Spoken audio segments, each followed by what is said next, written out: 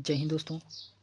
आज हम लोग यूपीपीसीएस 2024 के एग्ज़ाम को देखते हुए हम लोग पूर्वावलोकन की प्रैक्टिस को करेंगे, जो कि यह पूर्वावलोकन यूपीपीसीएस और यूपी आरओ एंड एआरओ जो रिग्ज एग्ज़ाम होने वाला है उसके लिए बहुत ही महत्वपूर्ण यह है।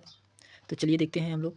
क्वेश्चन नंबर फर्स्ट है, तो हम लोग सबसे पहले प्राचीन इतिहास में पाषाण काल को पढ़ेंगे। तो पाषाण काल में क्वेश्चन नंबर फर्स्ट है कि रॉबर्ट्स ब्रूस फ्रूट एक थे। तो क्या थे रॉबर्ट्स ब्रूस फ्रूट? तो एक वे भूगर्भ वैज्ञानिक थे और पुरातत्वविद थे। तो इसमें ऑप्शन नंबर ए और बी दोनों सही है, क्योंकि रॉबर्ट्स ब्रूस फ्रूट महोदय जो हैं यह एक भूगर्भ वैज्ञानिक भी थे और एक पुरातात्विकविद भी थे। तो आइए एक्सप्लेनेशन के माध्यम से इनको जानते हैं हम लोग।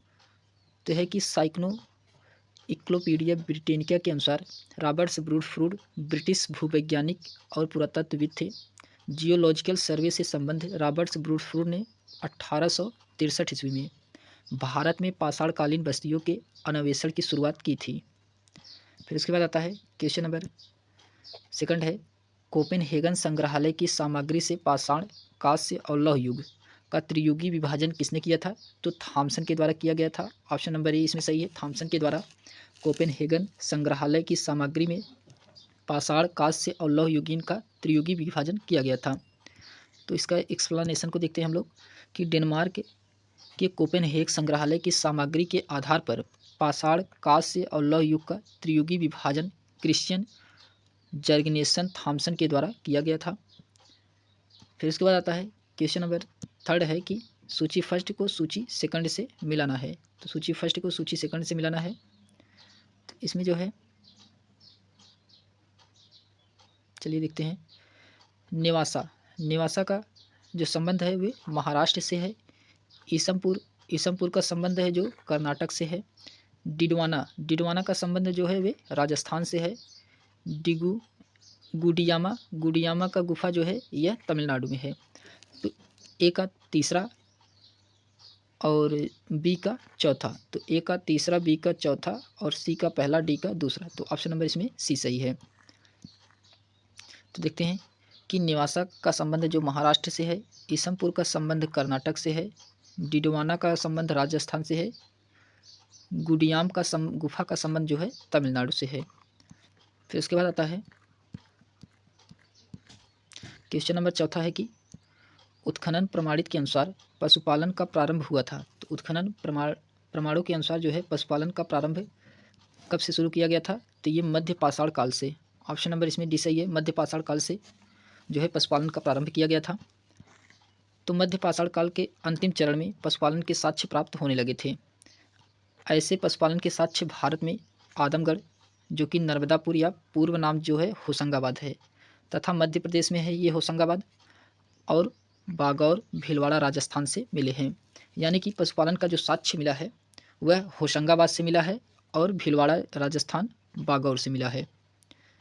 फिर उसके बाद आता है क्वेश्चन नंबर पाँचवा है कि निम्नलिखित माध्यमिक स्थलों को भौगोलिक दृष्टि से पश्चिम से पूर्व के क्रम में व्यवस्थित करें। तो पश्चिम के पूर्व से क्रम को व्यवस्थित करना है।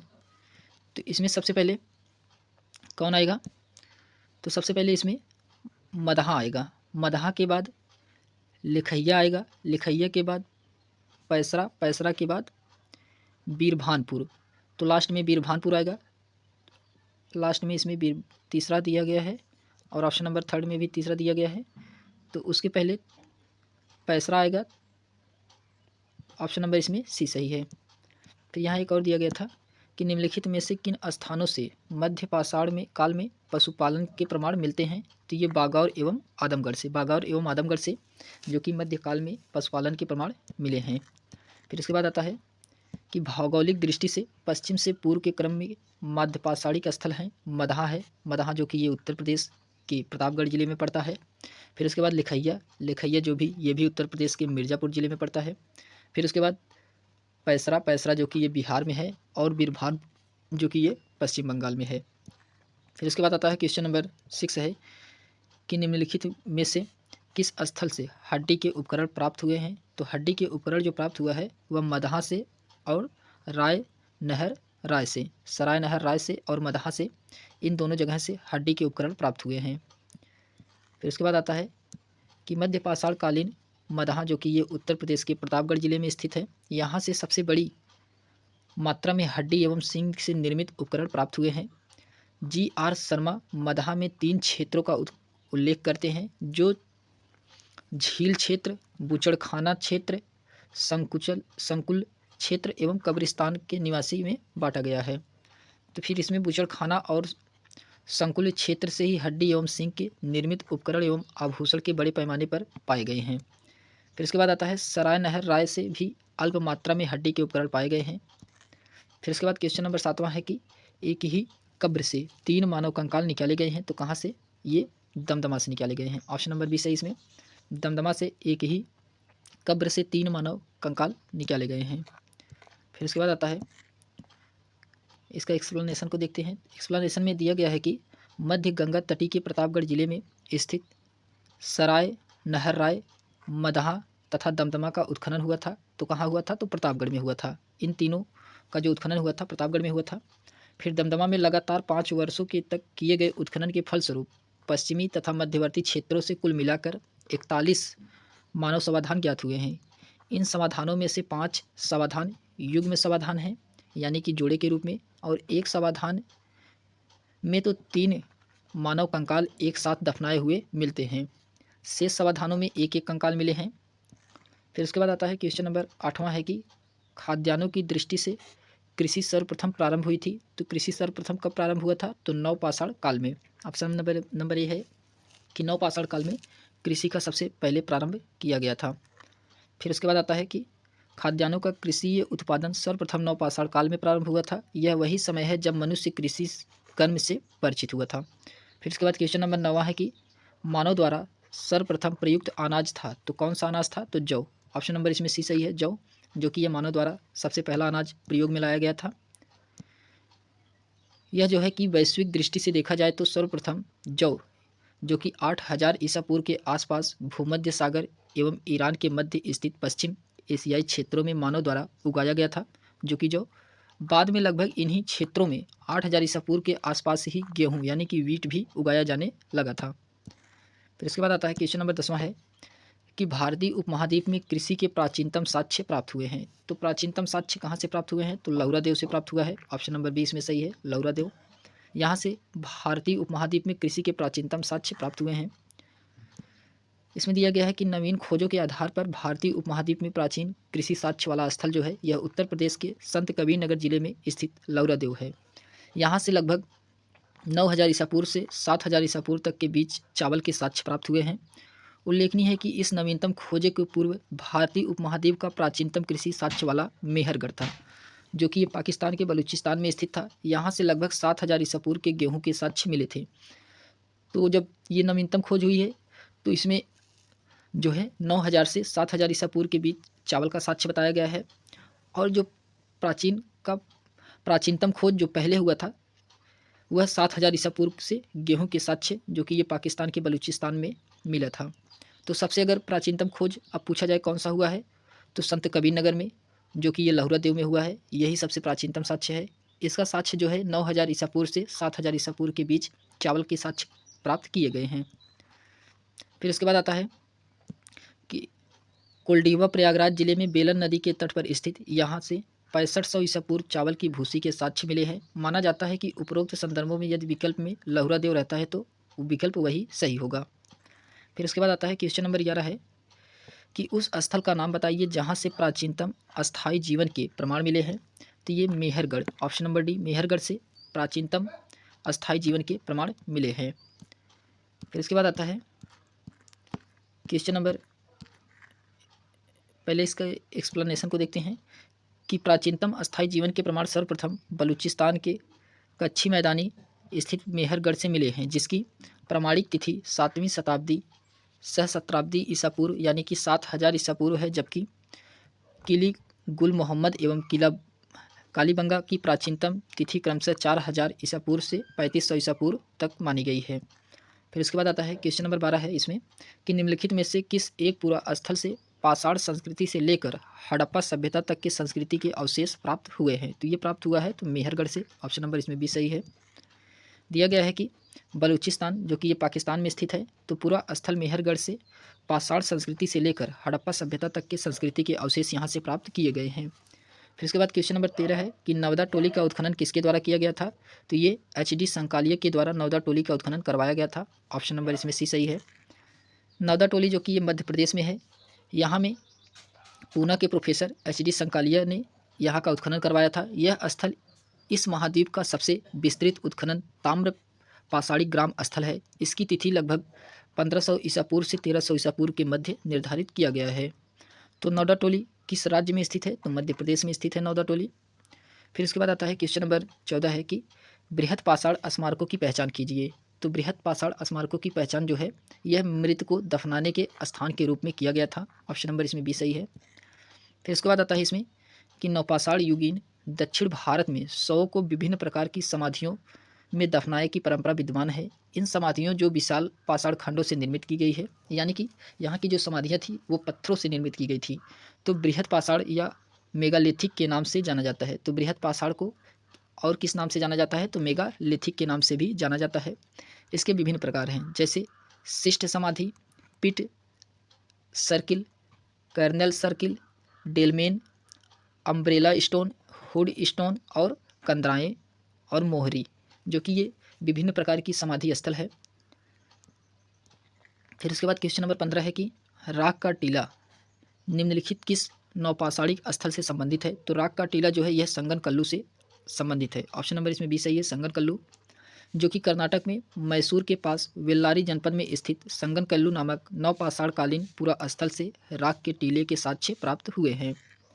फिर उसके बाद क्वेश्चन नंबर 16 है कि निम्नलिखित में से कौन सा स्थल प्रागैतिहासिक चित्रकला के लिए प्रसिद्ध है? तो प्रागैतिहासिक चित्रकला के लिए भीमबेटका प्रसिद्ध है, जो कि ये भीमबेटका मध्य प्रदेश MP में पड़ता है। फिर इसके बाद आता है, इसके एक्सप्लेनेशन को देखते हैं। तो मध्य प्रदेश के रायसेन जिले में स्थित भीमबेटका प्रागैतिहासिक शैल चित्रकला का सर्वश्रेष्ठ उदाहरण है। इन गुफाओं में जीवन के विविध रंगों को पेंटिंग के रूप में उकेरा गया है, जिनमें से हाथी, सांभर, हिरन आदि के चित्र यहाँ से पाए गए हैं। यहाँ के शिलाश्रय को सर्वाधिक चित्र प्राप्त हुए हैं। शिलाश्रय यानी कि पत्थरों पे सर्वाधिक चित्र यहाँ से प्राप्त हुए हैं। इनकी खोज जो है 1957 ईस्वी में VS वांकाकर ने की थी। ये वेरी इंपॉर्टेंट है कि भीमबेटका की खोज किसके द्वारा किया गया था? तो VS वांकाकर, जो कि 1957 में की गई थी। तो भीमबेटका शिलाश्रय यूनेस्को की विश्व विरासत सूची में शामिल किया गया है। फिर उसके बाद आता है कि भारत में किस शिलाश्रय ने सर्वाधिक चित्र प्राप्त हुए हैं? तो इसमें भीमबेटका में सर्वाधिक चित्र प्राप्त हुए हैं। फिर आता है कि निम्नलिखित में से किस भारतीय पुरातत्ववेत्ता ने पहली बार भीमबेटका गुफा को देखा और उनके शिलाचित्रों को प्रागैतिहासिक महत्व को खोजा है? तो VS वांकाकर के द्वारा। फिर इसके बाद क्वेश्चन नंबर 17 है कि गौरिक मृदभांड पात्र OCP का नामकरण हुआ था। तो OCP का नामकरण जो हुआ था यह हस्तिनापुर में हुआ था। ऑप्शन नंबर ए सही इसमें, हस्तिनापुर। यह जो कि गंगा और दोआब की संस्कृति की परंपरा संभव उस संस्कृति के साथ शुरू होती है, जिसे अपने अत्यंत विशिष्ट मृदभांड नमूनों के लिए गैरवर्णी गैरिक मृदभांड संस्कृति OCP कहा गया है। BB लाल के निर्देशन में 1950 से 52 के दौरान हस्तिनापुर में हुए उत्खनन में सर्वप्रथम गौरिक मृदभांड प्राप्त हुए थे, और जो कि वही इनका नामकरण भी हुआ था। फिर इसके बाद क्वेश्चन नंबर 18 है कि ताम्राश्म काल में, यानी कि ताम्रकाल में महाराष्ट्र के लोग मृतकों को घर के फर्श के नीचे किस तरह रखकर दफनाते थे? तो ये उत्तर से दक्षिण की ओर रखते थे, उत्तर से दक्षिण की ओर रखते थे, जो कि वर्तमान में भी यही परंपरा है।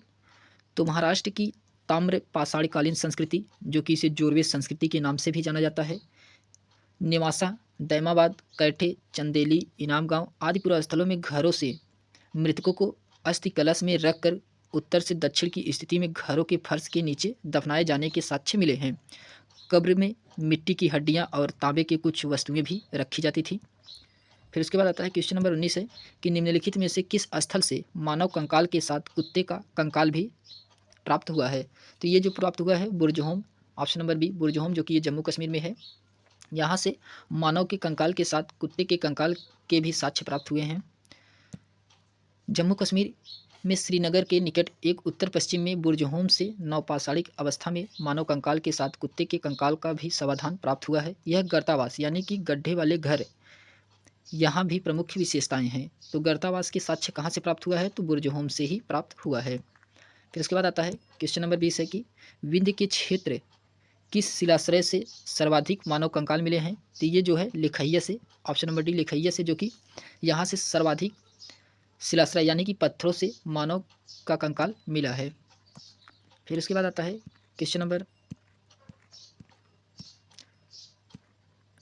इसके पहले हम लोग एक्सप्लेनेशन के देखते हैं। Doctor JN. पांडे की पुस्तक पुरातत्व विमर्श के अनुसार विंध्य क्षेत्र के लेखैया के शिलाश्रय संख्या फर्स्ट से मध्य पाषाणिक एवं लघु पाषाणिक उपकरणों के अतिरिक्त 17 मानव कंकाल प्राप्त हुए हैं, जिनमें से कुछ सुरक्षित हालात में हैं, अधिकांश क्षत विक्षत अवस्था में प्राप्त हुए हैं।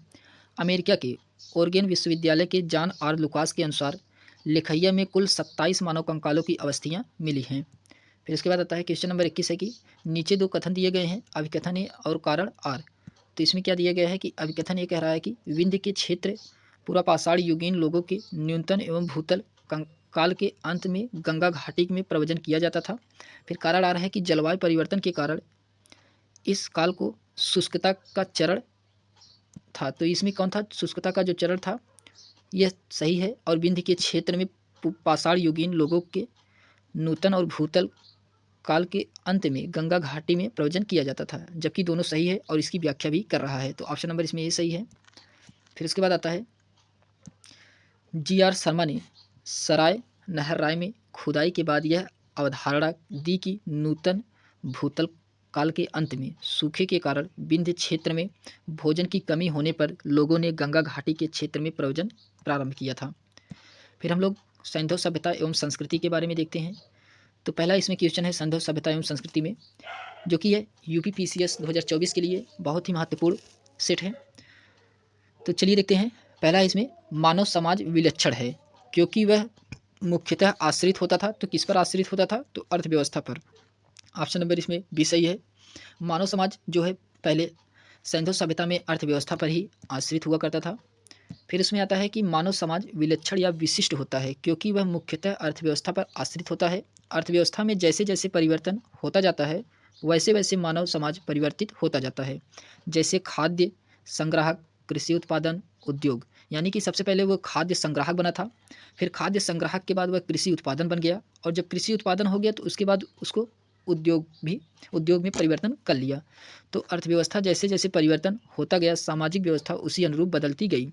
सांस्कृतिक, धर्म, विज्ञान आदि अर्थव्यवस्था में उत्पादन के साधनों में परिवर्तन करने के अनुसार ही परिवर्तित होते रहते हैं। फिर उसके बाद क्वेश्चन नंबर सेकंड है कि सिंधु सभ्यता संबंधित है। तो किससे संबंधित है? तो आद्य ऐतिहासिक युग से। ऑप्शन नंबर इसमें भी सही है। सिंधु सभ्यता जो है आद्य ऐतिहासिक युग से संबंधित है क्योंकि यहाँ पर जो है लिखित साक्ष्य प्राप्त हुए हैं, जबकि उस लिखित साक्ष्य को अभी तक किसी वैज्ञानिक या विद्वान के द्वारा पढ़ा नहीं गया है। तो सैंधव सभ्यता जो है आद्य ऐतिहासिक काल सभ्यता है क्योंकि यहाँ पर लेखन कला का ज्ञान तो है किंतु अभी तक इसे पढ़ा नहीं जा सका है, अतः इतिहास निर्माण का इसका प्रयोग नहीं किया जा सकता। फिर उसके बाद आता है क्वेश्चन नंबर तीसरा है कि सिंधु घाटी की सभ्यता गैर आर्य थी। क्योंकि गैर आर्य थी वह नगरीय सभ्यता थी। ऑप्शन नंबर ए नगरीय सभ्यता थी। गैर आर्य का मतलब होता है जो वहाँ के निम्न लोग थे उनको गैर आर्य कहा जाता था।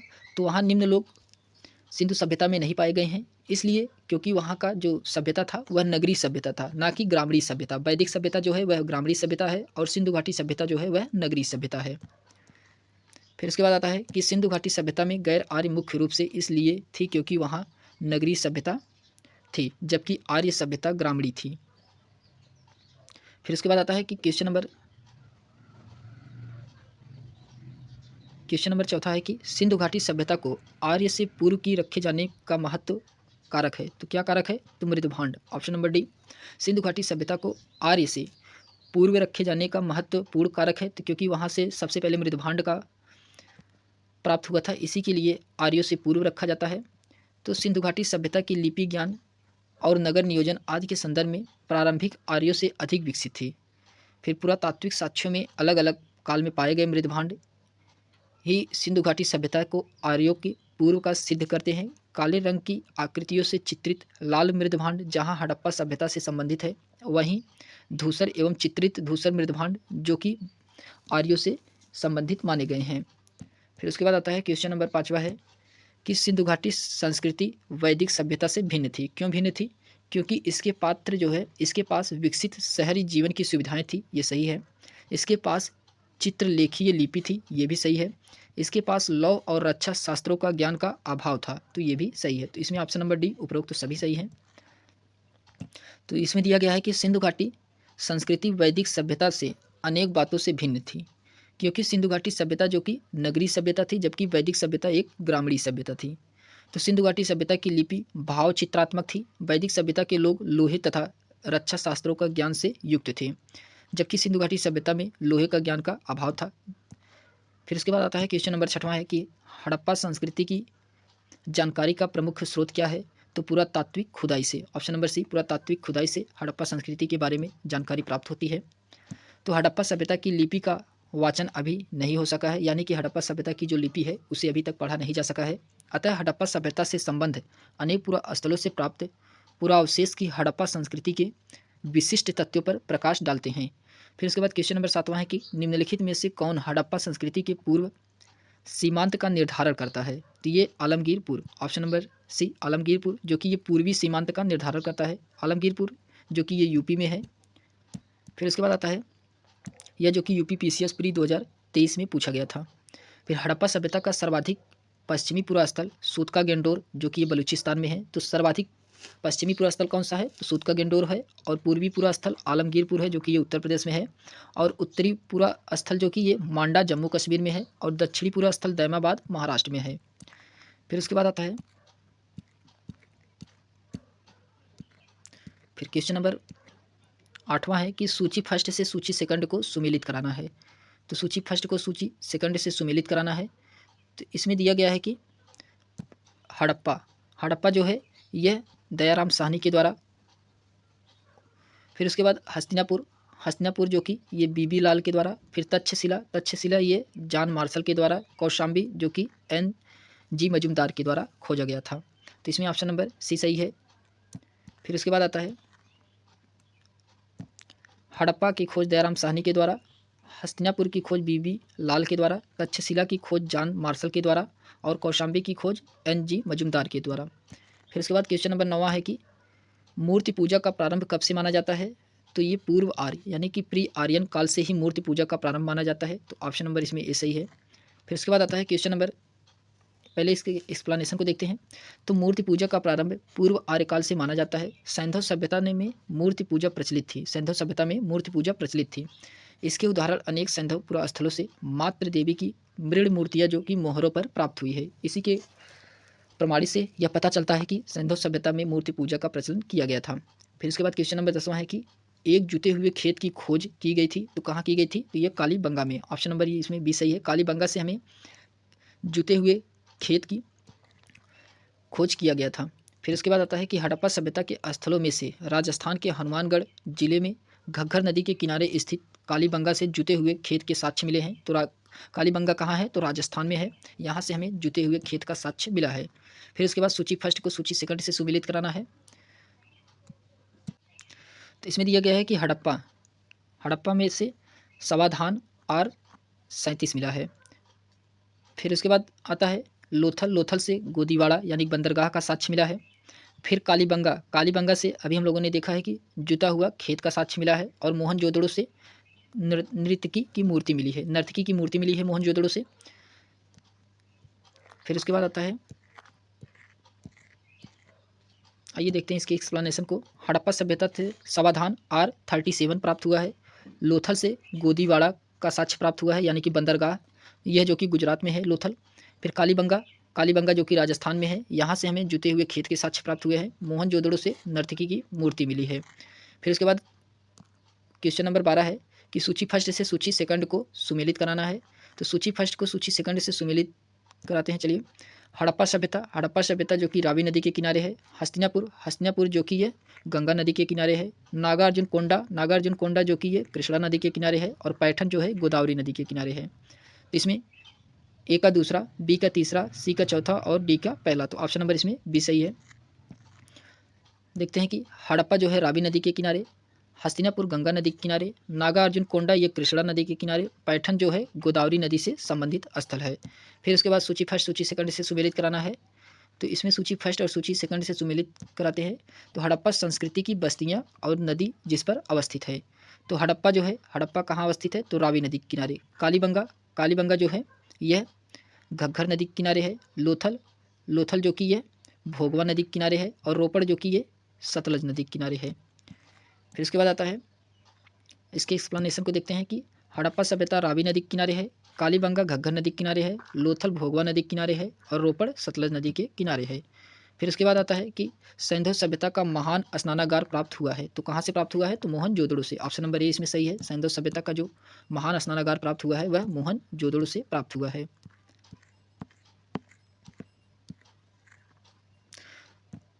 सिंधु सभ्यता के महान स्नानागार के साक्ष्य मोहनजोदड़ो से प्राप्त हुए हैं। इसके जलाशय की लंबाई उत्तर से दक्षिण की ओर लगभग 12 मीटर और पूर्व से पश्चिम की ओर लगभग 7 मीटर और अधिकतम गहराई इसकी लगभग 2.4 मीटर थी। फिर उसके बाद क्वेश्चन नंबर 15 है कि सिंधु सभ्यता के बारे में निम्नलिखित कथनों कौन सा कथन असत्य है? तो पहला है कि नगरों में नालियों की सुदृढ़ व्यवस्था थी। तो ये सही है। सिंधु सभ्यता में नगरों में नालियों की व्यवस्था अच्छी थी। फिर व्यापार और वाणिज्य उन्नत दशा में थी। ये भी सही है। मातृ देवी की उपासना की जाती थी। ये भी सही है। लोग लोहे से परिचित थे। तो ये गलत है। सिंधु सभ्यता में लोग जो है लोहे से परिचित नहीं थे। ये जो कि वैदिक सभ्यता में लोग लोहे से परिचित थे, जबकि सिंधु सभ्यता में नहीं। सिंधु सभ्यता कांस्ययुगीन सभ्यता थी। यहाँ के लोग लोहे से परिचित नहीं थे, जबकि सिंधु नगरों में नालियों की सुदृढ़ व्यवस्था थी और व्यापार वाणिज्य उन्नत दशा में था। यहाँ से मातृ देवी की उपासना के अनेक साक्ष्य सिंधु नगर से मिले हैं, जिससे प्रमाणित होता है कि मातृ देवी की उपासना की जाती रही होगी। फिर क्वेश्चन नंबर 16 है कि इसमें कौन सा सुमेलित नहीं है? तो इसमें सुमेलित जो कि आलमगीरपुर ये उत्तर प्रदेश में है, सही है। लोथल गुजरात में है, ये भी सही है। कालीबंगा हरियाणा में नहीं है, जबकि ये राजस्थान में है। रोपड़ जो है पंजाब में है, ये सही है। तो ऑप्शन नंबर इसमें सी सही है। तो कालीबंगा जो कि ये राजस्थान के हनुमानगढ़ जिले घग्गर नदी के किनारे स्थित है। इसकी पहचान हड़प्पा स्थल के पूरा रूप में अमलानंद घोष ने किया था। तो कालीबंगा की खोज किसके द्वारा किया गया था? तो अमलानंद घोष के द्वारा किया गया था।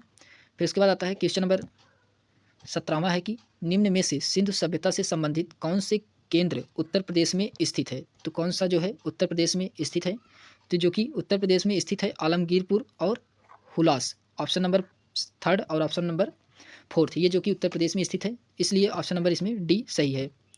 फिर उसके बाद आता है कि कालीबंगा राजस्थान में तथा लोथल गुजरात में स्थित है, जबकि आलमगीरपुर उत्तर प्रदेश के मेरठ जिले में और हुलास सहारनपुर जिले में स्थित है। फिर उसके बाद आता है क्वेश्चन नंबर 18 है कि हड़प्पा संस्कृति के स्थल एवं उसकी स्थिति संबंधित निम्नलिखित युग्मों में से कौन सा एक सही सुमेलित नहीं है? तो इसमें जो कि उत्तर प्रदेश से आलमगीरपुर ये सही है, दैमाबाद से महाराष्ट्र ये भी सही है, बनावली से हरियाणा ये भी सही है, राखीगढ़ी राजस्थान ये गलत है। ऑप्शन नंबर इसमें डी यही सही है। फिर उसके बाद आता है बनावली जो है वह राखीगढ़ी जो है हरियाणा के हिसार जिले में घग्गर नदी के निकट स्थित है, जो कि अन्य सही सुमेलित हैं। फिर इसके बाद सूची फर्स्ट सूची सेकंड को मिलाना है। तो एक तरफ हड़प्पा दिया गया है, हड़प्पा स्थली दिया गया है और एक तरफ स्थिति दी गई है। तो इसमें जो है सबसे पहले मांडा, मांडा जो है वह जम्मू कश्मीर में स्थित है। फिर उसके बाद दैमाबाद, दैमाबाद जो है यह महाराष्ट्र में स्थित है। कालीबंगा, कालीबंगा जो कि राजस्थान में स्थित है। और राखीगढ़ी, राखीगढ़ी जो कि हरियाणा में स्थित है। फिर उसके बाद आता है कि मांडा जो है जम्मू कश्मीर में है, दैमाबाद महाराष्ट्र में है, कालीबंगा राजस्थान में है, राखीगढ़ी हरियाणा में है। फिर आता है कि सूची फर्स्ट सूची सेकंड से सुमेलित कराना है। एक तरफ हड़प्पा पूरा स्थल दिया गया है और दूसरी तरफ जो दिया गया है वह भारत के राज्य एवं संघ शासित प्रदेश दिया गया है। इसमें जो कि बालू, बालू जो है यह हरियाणा में स्थित है। मांडा, मांडा जो कि ये जम्मू कश्मीर में स्थित है। पाडरी, पाडरी जो कि गुजरात में स्थित है। और लुहास जो कि उत्तर प्रदेश में स्थित है। तो इसमें दिया गया है कि बालू, बालू जो कि हरियाणा में स्थित है। मांडा, मांडा जो कि जम्मू कश्मीर में स्थित है। पाडरी जो कि गुजरात में है। हुलास जो कि ये उत्तर प्रदेश में है। फिर इसके बाद आता है क्वेश्चन नंबर 21 है कि हड़प्पा संस्कृति के निम्नलिखित स्थलों में से सिंध में अवस्थित है। तो सिंध में कौन कौन से अवस्थित है उसके बारे में बताना है। सिंध में अवस्थित है तो ये मोहनजोदड़ो और चहुंदड़ो जो कि ये हड़प्पा संस्कृति के स्थलों में सिंध में अवस्थित है। तो इसमें दूसरा और तीसरा, तो ऑप्शन नंबर इसमें बी सही है, दूसरा और तीसरा। फिर उसके बाद आता है क्वेश्चन नंबर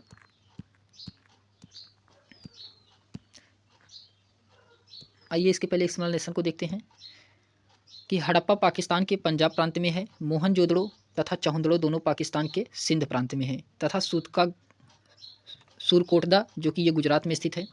फिर उसके बाद आता है क्वेश्चन नंबर 22 है कि चहुंदड़ो के उत्खनन का निर्देशन किया था। तो चहुंदड़ो का उत्खनन का निर्देशन जो किया था J.H. मैकी ने किया था। ऑप्शन नंबर इसमें ये सही है, J.H. मैकी। फिर उसके बाद आता है कि मोहनजोदड़ो से लगभग 130 किलोमीटर दक्षिण में स्थित चहुंदड़ो की खोज सर्वप्रथम 1931 में N.G. मजुमदार ने की थी तथा वर्ष 1935 से 36 में यह मैकी ने यहाँ उत्खनन करवाया था।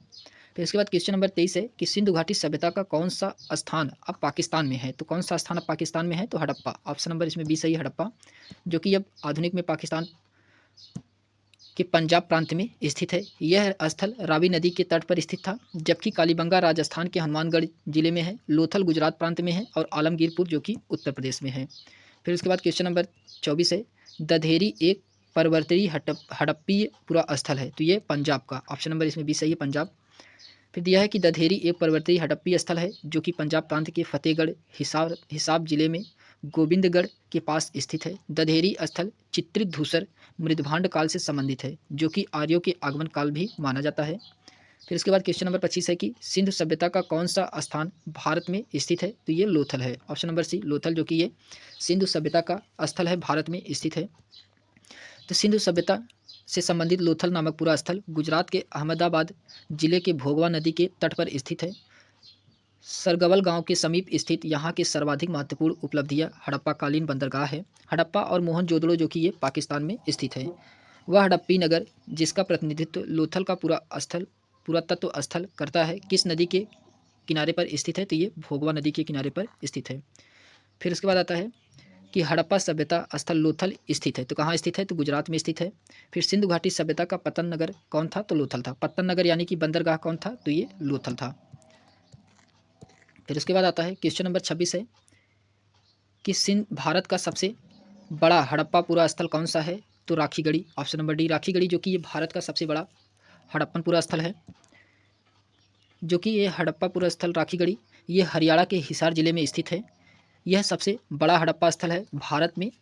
मोहनजोदड़ो, हड़प्पा और गनेरीवाला जो कि ये पाकिस्तान तथा राखीगढ़ एवं धौलावीरा भारत हड़प्पा स्थल के 5 बृहद स्थलों में से श्रेणी में आते हैं। फिर उसके बाद आता है क्वेश्चन नंबर 27 है कि स्थापित सिंधु घाटी सभ्यता जिन नदियों के तट पर बसी थी वे थी कौन सी थी, तो वे थे सिंधु, चेनाब और झेलम। ऑप्शन नंबर पहला, दूसरा और तीसरा इसमें सही है, जो कि ऑप्शन नंबर इसमें भी सही है। दिया गया है कि स्थापित सिंधु घाटी सभ्यता का विस्तारित उत्तर में झेलम नदी के पूर्वी तट से दक्षिण में यमुना की सहायक नदी हिंडन के तट पर माना जाता है। इसमें झेलम, सिंधु, चेनाब नदियाँ सम्मिलित है, परंतु गंगा नदी इसमें सम्मिलित नहीं है। फिर उसके बाद क्वेश्चन नंबर 28 है कि निम्नलिखित में से कौन सा सुमेलित नहीं है। तो इसमें बताना है कौन सा सुमेलित नहीं है।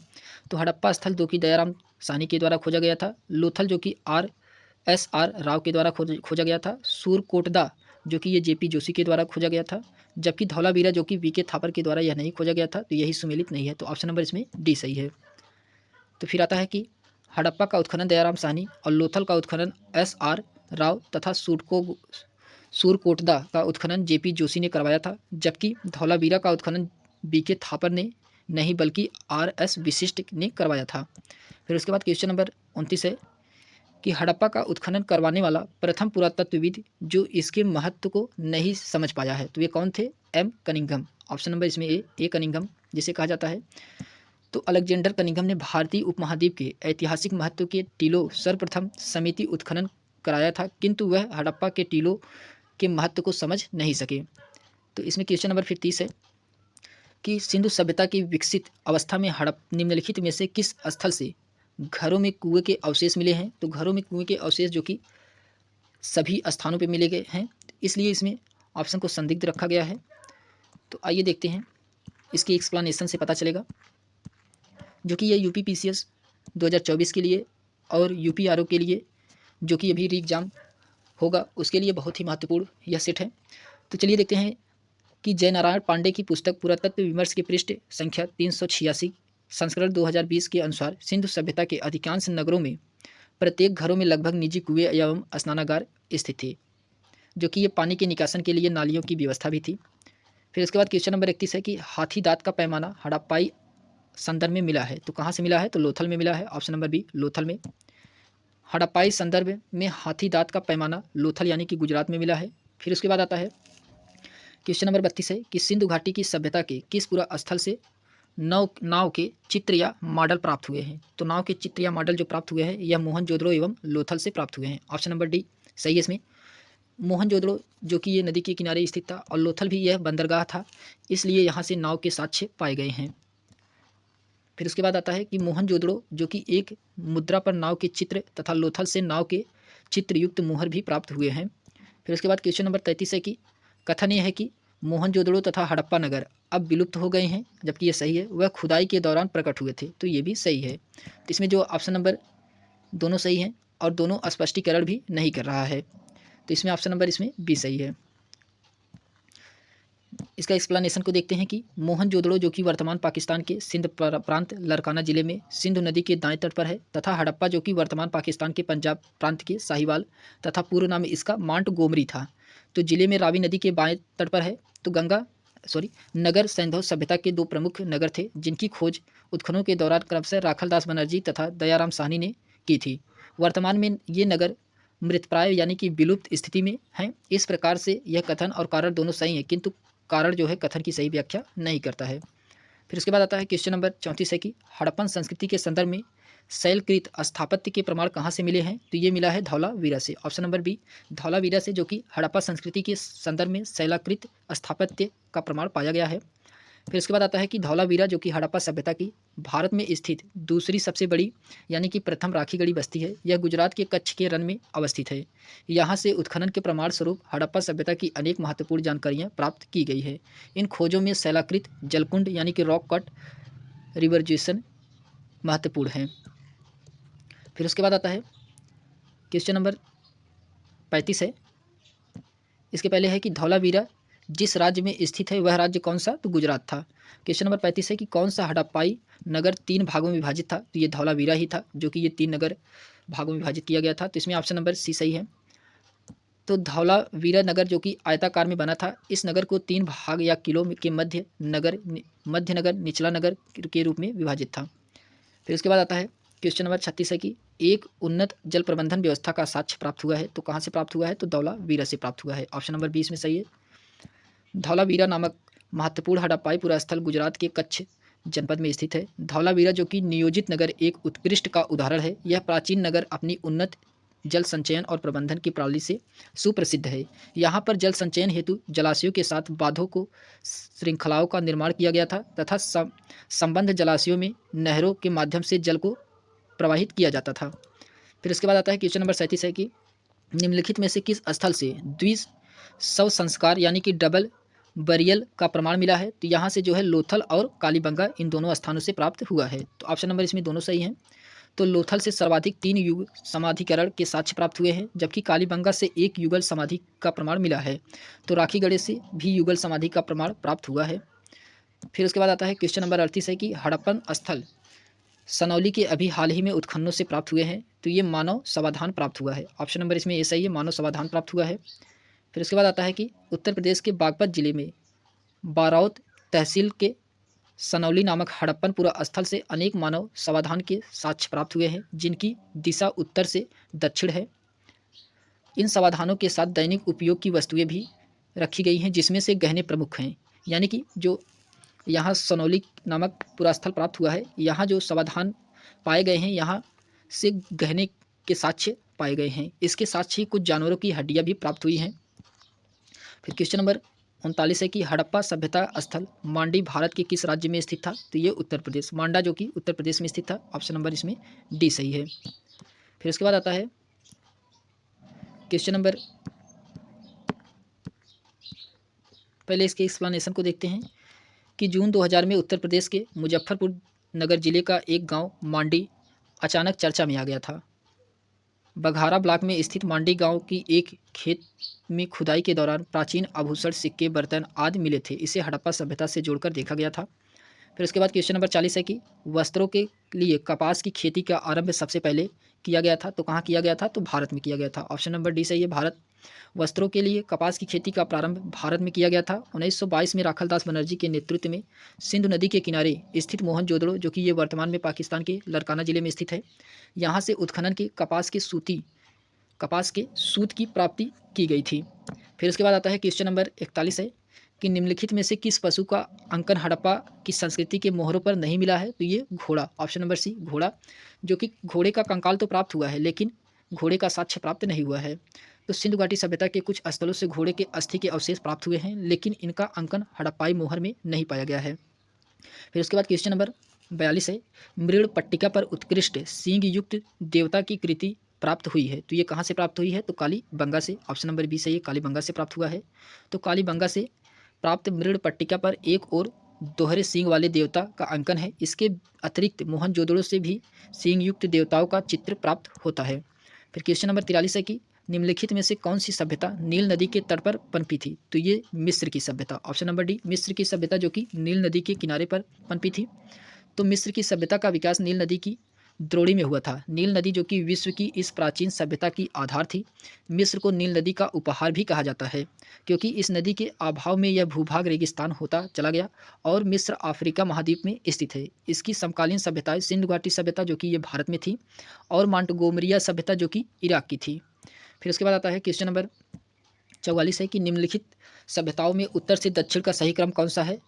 तो उत्तर से दक्षिण के जो सही क्रम है एजेटेक, माया, मुइस्का, इक्का, जो कि ये सही है। ऑप्शन नंबर इसमें डी सही है। फिर उसके बाद आता है इसकी एक्सप्लेनेशन को देखते हैं, जो कि अजेटेक सभ्यता का विस्तार मेसो अमेरिका के उत्तरी भाग पर था। मेसो अमेरिका के अंतर्गत उत्तरी अमेरिका के दक्षिणी भाग एवं अधिकांश मध्य अमेरिका के क्षेत्र अर्थात मध्य मेक्सिको से लेकर Brazil, Guatemala, El Salvador, Honduras, Nicaragua, उत्तरी कोस्टारिका तक के क्षेत्र शामिल है। इस प्रकार एजेटेक सभ्यता का विस्तार मुख्य रूप से मध्य मेक्सिको में था।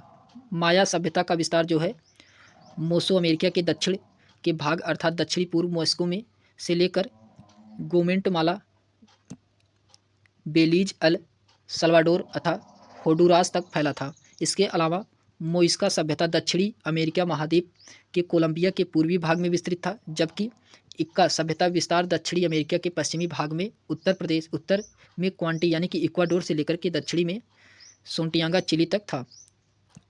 फिर उसके बाद आता है वैदिक सभ्यता। वैदिक सभ्यता जो कि वैदिक काल को हम लोग नेक्स्ट वीडियो में देखेंगे। आज के लिए बस इतना ही, धन्यवाद।